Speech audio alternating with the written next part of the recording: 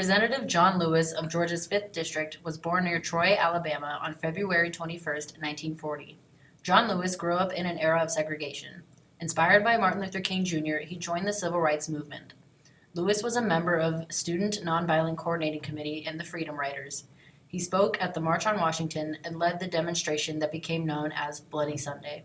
He was elected to Congress in 1986 and received the Presidential Medal of Freedom in 2011. I was part of an effort fighting for the right to vote, the right to participate in the democratic process. All across the American South, people of color could not register to vote. In my native state of Alabama, individuals had to count the number of bubbles in a bar of soap, the number of jelly beans in a jar. People stood in unmovable line.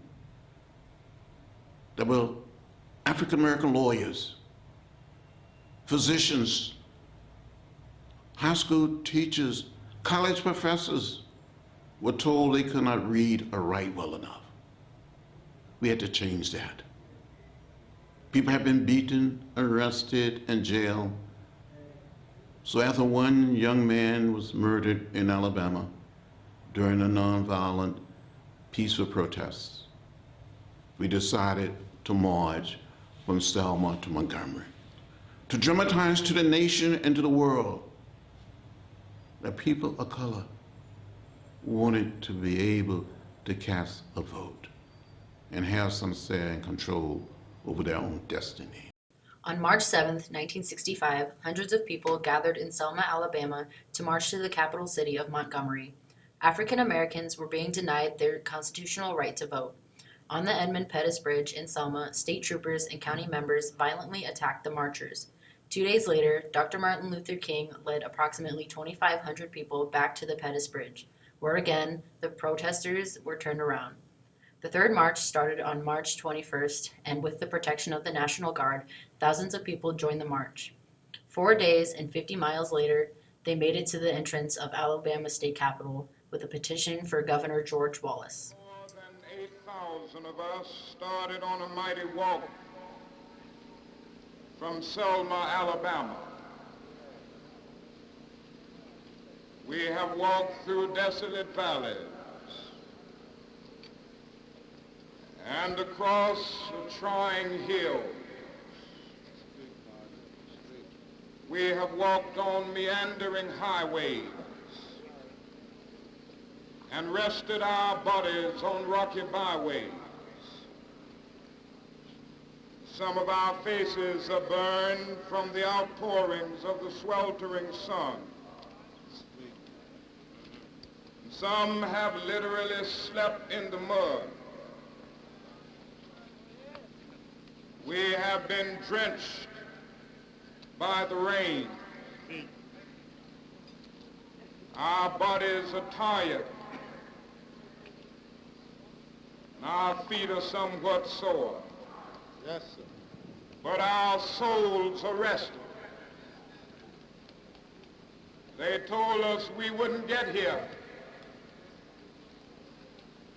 There were those who said that we would get here only over their dead bodies. Well, talk. But all the world today knows that we are here and we are standing before the forces of power in the state of Alabama saying we ain't gonna let nobody turn us around. But because of what happened in Selma, there was a sense of righteous indignation. Young people and people not so young came to Selma, and 3 weeks later we marched all the way from Selma to Montgomery with the protection of the federal government. Michael Hand has been a resident of Sioux City for over 40 years. He is a retired political science professor at Briar Cliff. Professor Hand was involved in marches while in college before and after Selma. He and 3 other friends drove from eastern Iowa to participate in the third march.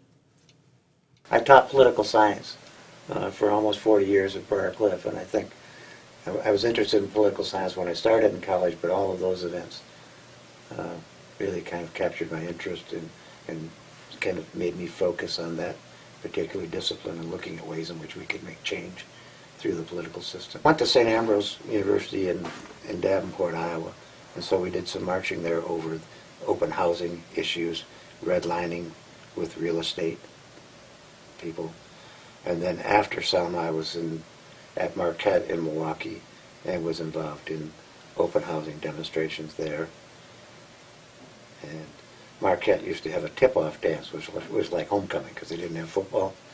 And they had it at a club that excluded non-white members. I mean, they allowed everybody to come to the dance, but you couldn't join the club unless you were white. So we had a demonstration over that, which had an effect. Professor Hand explains how direct action is more effective if the outcome is clear, as with the March on Selma. The 64 Civil Rights Act had been passed, and so everybody thought, well, we've really made some accomplishments, and then all of a sudden you realize that the voting is people are being refused to, not being allowed to register to vote and to vote. And so the whole march, the whole purpose of the march was over voting rights.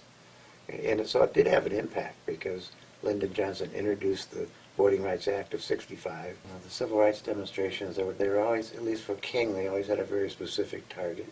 Today, Selma is different, America is different. If it hadn't been for the Voting Rights Act, I wouldn't be a member of Congress.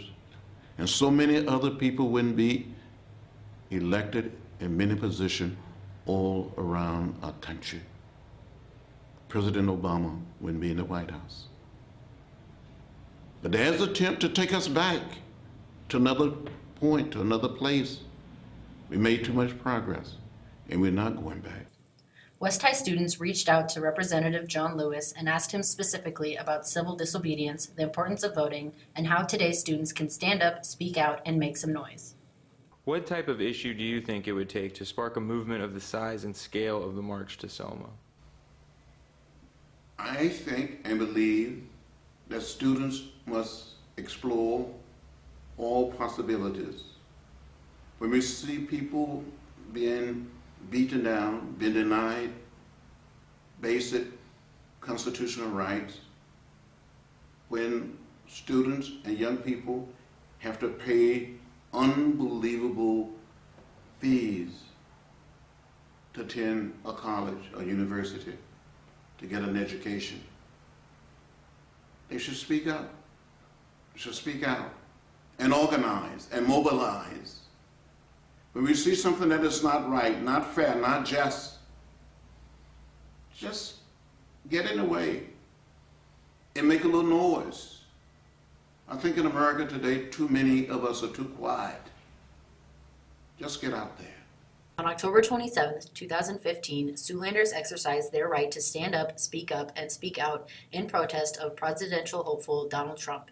Citizens expressed concerns of Trump's stance on illegal immigration. Sonia Rodriguez demonstrated her rights to civil disobedience by participating in the protest. I think I would protest again in a peaceful one because it was a big eye-opener to see the people that were against what I was protesting, to see their opinions and others' opinions as well. And just please be peaceful. You know, we didn't be there to cause anything, to make a scene or anything. 50 years after the March to Selma, there have been many protests for specific events, like when our students at Sioux City protested a Donald Trump rally. The last few years we have seen events on different issues. For example, Occupy Wall Street, the wave of protests at American colleges over racism, and minimum wage. What differences do you see between this generation and yours? This generation of young people or students are following similar path.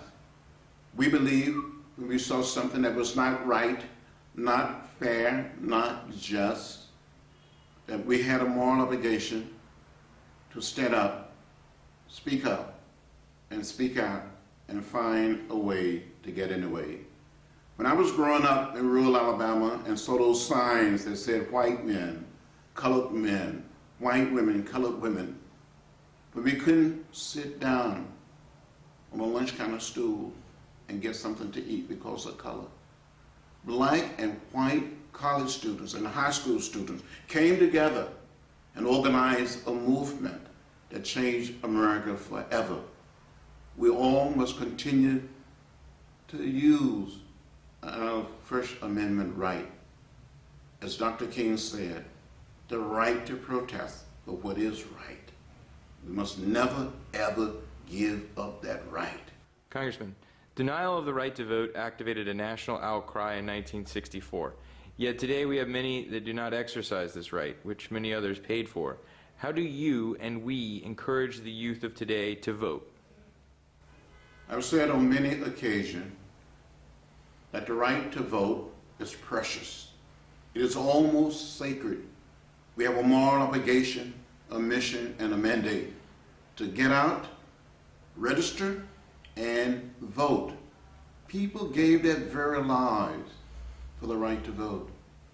I was beaten and left bloody, unconscious, on that bridge in Selma, Alabama on March 7, 1965. So we all must exercise that precious right. We don't vote, we don't count. I think it is important to vote because in one way or another it's going to come back to you. Like, everything's going to affect you. We live in this beautiful country, and whoever runs it needs to make good choices for everyone that is living here. On March 25th, 1965, the marchers made it to Montgomery through intermittent rain. It took over an hour for all the marchers to arrive and fill Dexter Avenue in front of the Capitol steps. Martin Luther King made the speech, "Our God is marching on," to upwards of 25,000 marchers. March on ballot boxes until race baiters disappear from the political arena.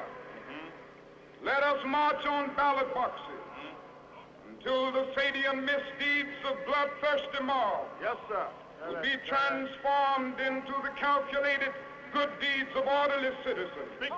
Let us march on ballot boxes until the Wallaces of our nation tremble away in silence.